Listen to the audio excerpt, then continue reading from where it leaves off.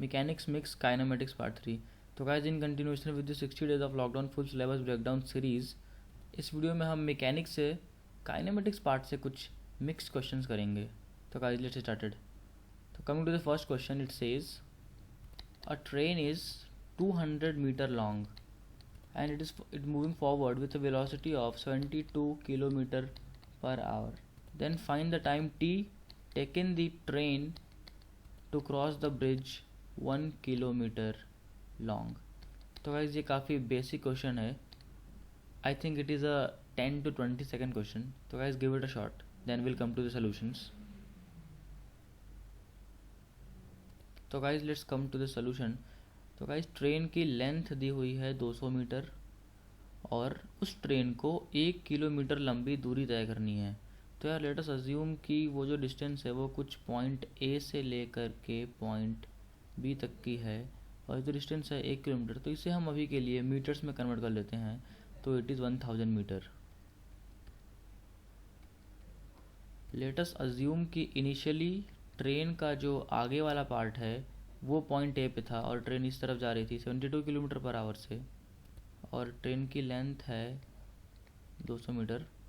तो guys 72 kilometre per our को अगर हम मीटर्स पर सेकंड में कन्वर्ट कर लेंगे तो वो बेटर होगा। तो यार यहाँ पे अगर मैं कन्वर्जन फैक्टर दैट इज़ 5/18 का यूज़ करूँ तो 5/18 into 72 will give us 20 metre per second. हाँ, तो भाई ये ट्रेन आगे जा रही है 20 मीटर पर सेकंड से और हम चाहते हैं कि जो ट्रेन है वो इस 1 किलोमीटर की डिस्टेंस को कवर कर ले। तो जब ये 1 किलोमीटर का डिस्टेंस कवर कर लेगा तो इसका क्या मतलब है? तो लेट अस अज्यूम कि जो ट्रेन का एंड पॉइंट है it is with some x और जो इसका इनिशियल पॉइंट है it is with some y। तो क्या इस y को b पे जाना है या फिर x को b पे जाना है? तो भाई अगर हम कह रहे हैं कि y को b पे जाना है तो ऑब्वियस सी बात है कि ट्रेन का कुछ पार्ट अभी भी ट्रैक पे है। इसका मतलब कि ट्रेन ने ये पूरा डिस्टेंस कवर नहीं किया। तो अगर हम चाहते हैं कि ट्रेन इस 1 किलोमीटर की डिस्टेंस को पूरी कवर करे तो इसका मतलब कि इस ट्रेन का जो एंड पॉइंट है x वो b के पास होना चाहिए। तो यार फाइनल कंडीशन अगर मैं ड्रॉ करूँ तो कुछ ऐसा दिखेगा जहाँ पे ये पॉइंट जो है वो है x और ये जो पॉइंट है वो है ट्रेन का y। तो अगर मैं यहाँ पे बात करूँ total distance travelled by the train, तो यार मैं अगर ट्रेन के किसी भी पॉइंट को ले लूँ, तो अगर मैं आगे वाले पॉइंट को ले लूँ तो आगे वाला पॉइंट अभी यहाँ था और फिर फाइनल कंडीशन में यहाँ हो गया। तो टोटल डिस्टेंस ट्रैवल जो होगा that will be simply this distance 1000 metre plus the length of the train, जिसको बच्चे कई बार मिस कर देते हैं, खासकर 11th के नए बच्चे जिन्होंने अभी नया नया स्टार्ट किया है काइनेमेटिक्स चैप्टर। और अगर आप 12th में हो या फिर ड्रॉपर हो और आपसे ये गलती हो रही है तो यार ये चीज़ काफ़ी सीरियस है, क्योंकि ये काफ़ी नूब लेवल की मिस्टेक्स हैं और ये मिस्टेक अगर आप अभी भी कर रहे हो जेई मेन इतना नज़दीक होने के बाद भी, तो यार बात तो काफ़ी दिक्कत की है। तो आप इसे सुधारिए। खैर, तो यार टोटल डिस्टेंस हो गया 1000 + 200 और अगर मैं बात करूँ स्पीड की तो इट इज़ 20 मीटर पर सेकेंड। तो यार this thing divided by 20 will give us the time t which comes out to be simply 1200/20 which is 60 second और 1 मिनट। तो भाई 60 सेकेंड लगेगा इस ट्रेन को इस 1 किलोमीटर लंबी जर्नी को तय करने में, जो कि यहाँ से यहाँ तक की है। तो guys let's move on to this second question. तो गाइस इस क्वेश्चन में दो ट्रेन दी हुई है जिसमें से पहले की लेंथ है 110 मीटर और दूसरे ट्रेन की लेंथ है 90 मीटर और ये जो दोनों ट्रेनें हैं वो एक दूसरे की तरफ आ रही हैं with velocities 36 kilometre an hour and 54 kilometre an hour respectively. Then find the time taken t for the trains to completely cross each other.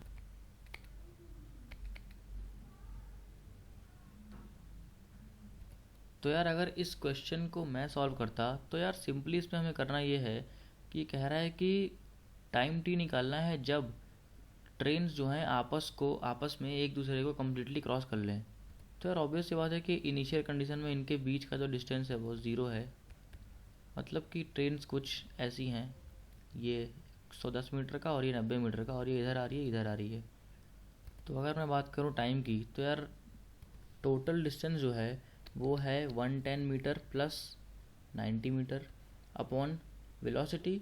तो I take the relative velocity that is 36 plus 54। पर यार यहाँ पे जो velocity है वो है आपका किलोमीटर पर आवर में, और ये डिस्टेंस जो है वो मीटर्स में है। तो इसलिए हमें यहाँ पे 5/18 से मल्टीप्लाई करना होगा ताकि इसे हम मीटर पर सेकंड में कन्वर्ट कर सकें। तो अगर ये हो जाएगा अपना टाइम।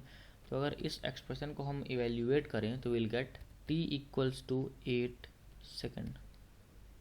तो कहते अगर आप लोगों को इसका सलूशन समझ में नहीं आया तो मैं थोड़ा सा इलेबोरेट कर देता हूँ। तो यार इसकी लेंथ है 110 और इसकी लेंथ है 90। इसकी वेलोसिटी इधर की तरफ है 36 किलोमीटर पर आवर और इसकी इधर की तरफ 54। तो यार दोनों ही ट्रेन मूव कर रही हैं। तो यार let's use apply the concept of relative velocity और हम किसी एक ट्रेन की वेलोसिटी को ज़ीरो कर देते हैं। तो लेट्स अज्यूम कि ये ट्रेन बी है और ये ट्रेन ए है। तो अगर मैं लिखूँ velocity of train B with respect to A, तो ये हो जाएगा simply velocity of train B minus velocity of train A, that is. तो अगर बी की वेलोसिटी लिखूँ तो इट इज़ -54, क्योंकि इस डायरेक्शन को यहाँ पे हम नेगेटिव ले रहे हैं और इस डायरेक्शन को पॉजिटिव। फिर अगर वेलोसिटी ऑफ ए लिखूँ तो -36। तो यार वेलोसिटी जो आएगा वो होगा -90 kilometre per hour, velocity of B with respect to A. तो यार अब तो ये जो ट्रेन है वो रेस्ट पे है, पर ये बंदा जो है वो आ रहा है 90 किलोमीटर पर आवर से इसकी तरफ। तो अगर मैं बात करूँ कि कितना डिस्टेंस ये कवर करेगा, तो यार इसका जो ये आगे वाला पार्ट है उसको कुछ ऐसे आना होगा कवर करने के लिए। मतलब कि इस पार्ट को यहाँ आना होगा। तो टोटल डिस्टेंस कितना हो जाएगा यहाँ से लेके यहाँ तक का, यानी 110 प्लस 90। तो गाइस ये हो गया अपना टोटल डिस्टेंस और डिवाइडेड अपॉन बाई वेलोसिटी। तो यार वेलोसिटी है यहाँ पे 90, दैट इज़ 36 प्लस 54 इंटू 5/18। तो यार आप इस क्वेश्चन को ऐसे भी सिंपली कर सकते हैं कि यार सिंपली आप टोटल डिस्टेंस देख लो और टोटल वेलोसिटी ऑफ अप्रोच या रिलेटिव वेलोसिटी देख लो, तो you will get the time. पर अगर आपको समझ में नहीं आ रहा है तो यार इस तरीके से भी मैंने क्वेश्चन को समझा दिया है। तो आई होप कि अब तो आपको ये क्वेश्चन अच्छे से समझ में आ गया होगा। और अगर फिर भी कोई डाउट है तो यार कमेंट सेक्शन में पूछिए, I will answer it there.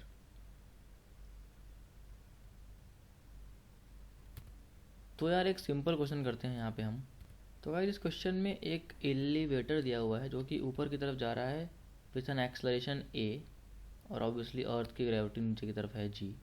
और इस एलिवेटर में एक प्रोजेक्टाइल को वर्टिकली अपवर्ड u वेलोसिटी से प्रोजेक्ट किया गया।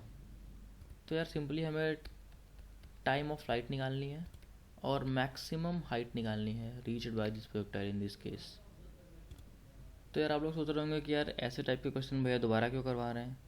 हाँ भाई, ऐसे टाइप के क्वेश्चन मैंने पहले भी करवा चुके हैं, पर एक और तरीका मैं यहाँ पे आपके साथ डिस्कस करना चाहता हूँ। वो ये है कि यार इस टाइप के क्वेश्चन में जहाँ पे पूरे प्रोजेक्टाइल के सिस्टम को ही एक्सेलरेट कर दे, तो आपको simply concept of ji effective use करना है। तो आपको करना क्या है कि यार ये तो अपना ग्रेविटी है, पर इस एक्सलरेशन के इफेक्ट को हमें इस ग्रेविटी में इंक्लूड करना है। तो उसके लिए हम क्या करेंगे, will just reverse the direction of acceleration. तो यार अगर मैं एक्सलेशन के डायरेक्शन को रिवर्स करूँ तो वो कुछ नीचे की तरफ आएगा जो कि ग्रेविटी के डायरेक्शन के पैरेलल होगा, और उस एक्सलेशन को हम ग्रेविटी में जोड़ देंगे और will say that to be the g effective. तो इस केस में जो जी इफेक्टिव है that is our a plus जी। तो सिंपली हम वही कैलकुलेशंस करेंगे और जी की जगह ए प्लस जी एज्यूम करेंगे। तो यार अगर बात आती है टाइम ऑफ फ्लाइट की, तो यार ये आ जाएगा simply 2u upon G, G नहीं G effective that is A plus जी। तो यार ये हो गया अपना टाइम ऑफ फ्लाइट। और अगर हम बात करें एच मैक्स की, तो guys will use the expression v square is equal to you square plus 2as। तो यार यहाँ पे v तो ज़ीरो है और u की जगह ही तो अपना u तो u है। तो guys will get u square minus 2 times of acceleration क्या हो जाएगा a plus g into s. तो यार यहाँ से अगर मैं s की वैल्यू निकालूँ तो I will get s is equal to you square upon 2 times of a plus जी। तो गाइस ये तो हो गया अपना एच मैक्स। तो guys please remember the concept of ji effective, जहाँ पे सिंपली आपको एक्सलरेशन के साइन को उल्टा करके ग्रेविटी वेक्टर में जोड़ देना है, दैट्स इट। मतलब कि gravity vector plus minus times the acceleration vector of the frame, जो भी दिया हो, ये करना है आपको जी इफेक्टिव के लिए।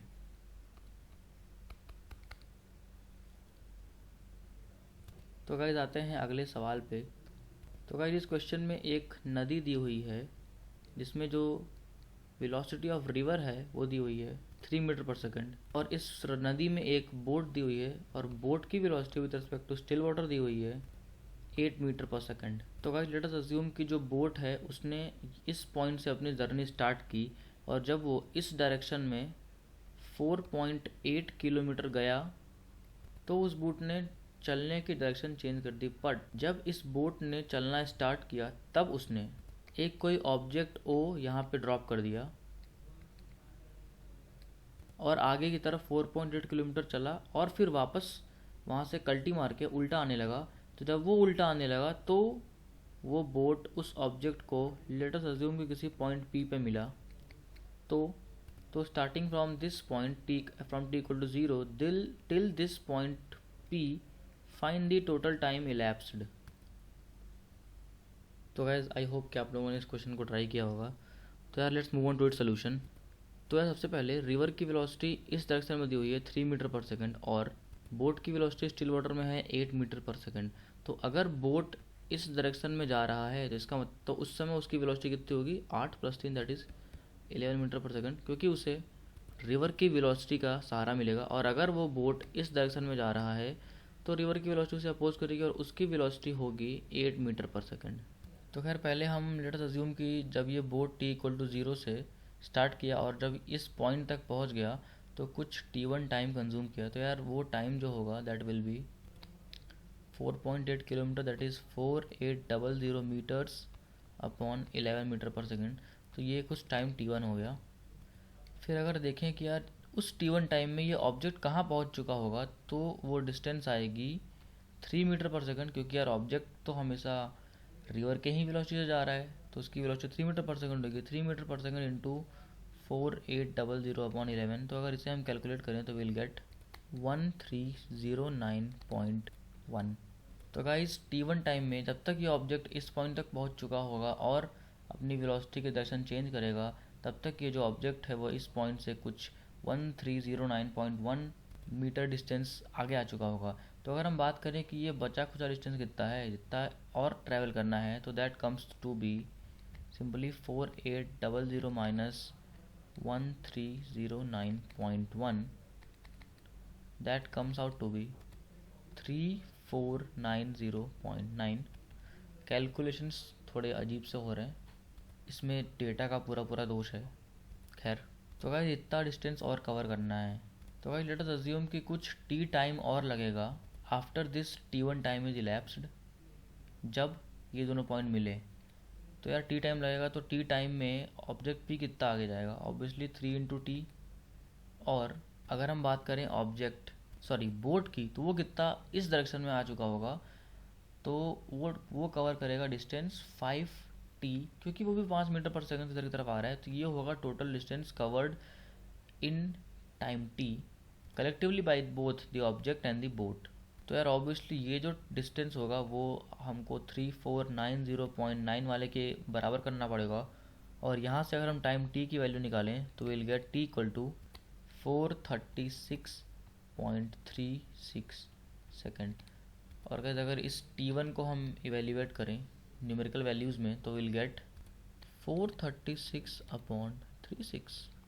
तो अगर हम बात करें total time t elapsed from this condition, that is initial condition, to the final condition when the object and the boat meets, तो यार वो हो जाएगा time t1 plus time t, जो कि काफ़ी ऑब्वियस है। तो अगर हम इस t1 और t को ऐड करें तो will get the value of final time t to be 872.73 seconds. तो गाइस ये हो जाएगा total time elapsed for this question. तो guys let's hop on to the next question. तो इस क्वेश्चन में दो टाउन दिए गए हैं, टाउन ए और टाउन बी, जिनकी बीच की दूरी 10 किलोमीटर है, और दो साइकिलिस्ट दिए गए हैं, साइकिलिस्ट पी और साइकिलिस्ट क्यू, जिनकी मैक्सिमम स्पीड है 20 kilometre per our in absence of the wind. तो गाइस इनिशियली दोनों साइकिलिस्ट एक टाउन ए से स्टार्ट करता है और दूसरा टाउन बी से स्टार्ट करता है।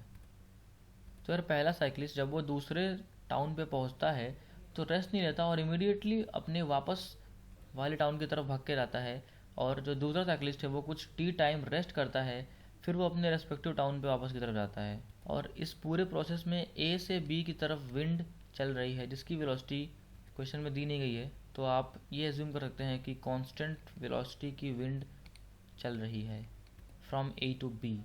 और इस क्वेश्चन में कहा जा रहा है कि जो दो साइकिलिस्ट हैं वो दो बार मिलते हैं एक दूसरे से, पहला at a distance of 2 kilometre और दूसरा at a distance of 6 kilometre from any of the town. तो guys we need to find this time for which one of the cyclist rest, that is the time T.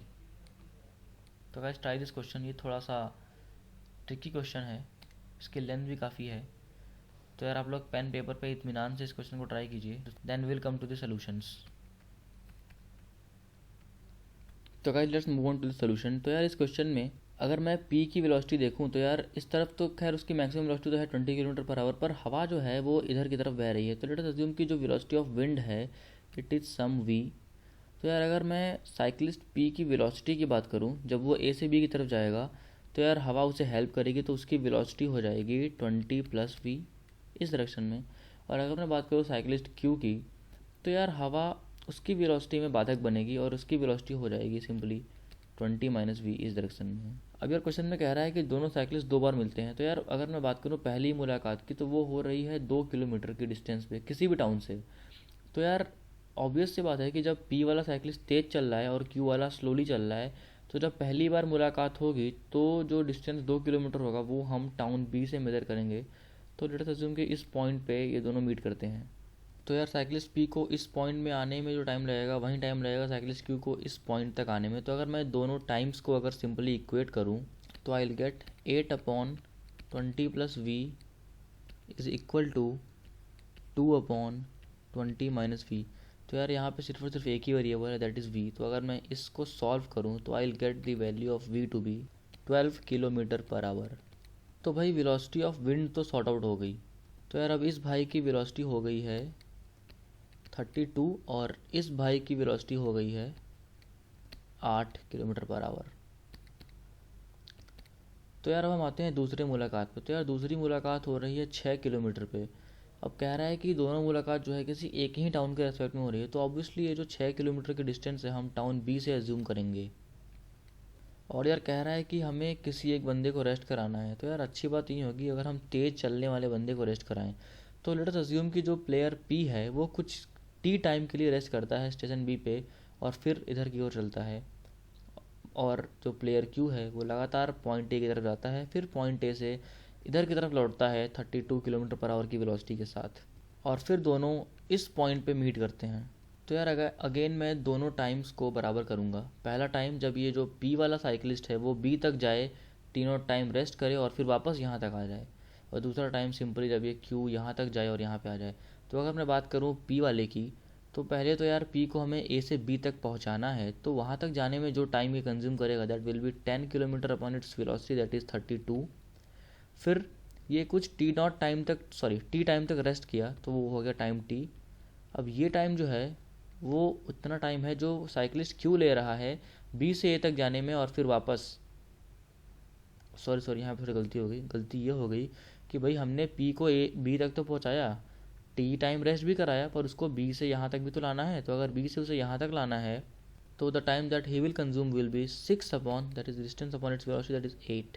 तो अगर मैं इस time को equate करूँ Q cyclist के time से तो आई विल गेट, तो पहले भाई क्यू को हम बी से ए तक पहुंचा देते हैं तो वो हो जाएगा 10/8। और अब ये जो क्यू वाला भाई है बिना रुके कल्टी मार के ये 4 किलोमीटर की डिस्टेंस को और कवर करेगा 32 किलोमीटर पर आवर की स्पीड से, तो ये हो जाएगा आपका 4/32। तो गाइस अगर मैं इस एक्सप्रेशन को सॉल्व करूँ टाइम टी के लिए, तो टी की जो वैल्यू निकल के आएगी it will be equal to 18.75 minute. वैसे तो वैल्यू आवर में आएगी, पर अगर उसे हम 60 से मल्टीप्लाई करें तो will get the value in minutes, तो वो होगा 18.75 मिनट। That's the answer. तो गैस क्योंकि मैं ये क्वेश्चन आपको समझा रहा था इसलिए काफ़ी टाइम लग गया, अदरवाइज़ आप अगर इस क्वेश्चन को करते या फिर मैं अकेले करता तो यार सिंपली मैं देख रहा था कि यार पहली बार 2 किलोमीटर हाँ यहाँ मिलेगा, फिर हाँ 6 किलोमीटर यहाँ मिलेगा। ओ भाई, तो फिर सिंपली इस टाइम और इस टाइम को बराबर करता मैं, हाँ फिर खटाक से मुझे वी की वैल्यू 12 मिल जाती। फिर मैं इस वी की वैल्यू 12 से ये पता लगा रहा था कि भाई अगर कोई चीज़ ऐसे जा रहा है तो वो 32 से जाएगा, और कोई चीज़ ऐसे जा रहा है तो वो 8 से जाएगा। ओ भाई ठीक है। फिर मैं सिंपली पी को यहाँ ले आता, फिर यहाँ ले आता, टी टाइम माना था और अज्यूम करके खड़ा खड़ा कर टी की वैल्यू जो है 18.75 मिनट ले आता। तो मैक्स टू मैक्स मुझे 1 या 1.5 मिनट लगते इस क्वेश्चन में। तो गाइस आप भी इस एफिशिएंसी को अप्रोच कीजिए कि आपसे भी इस क्वेश्चन को अगर आप अकेले कर रहे हो तो 1 से 1.5 मिनट ही लगे।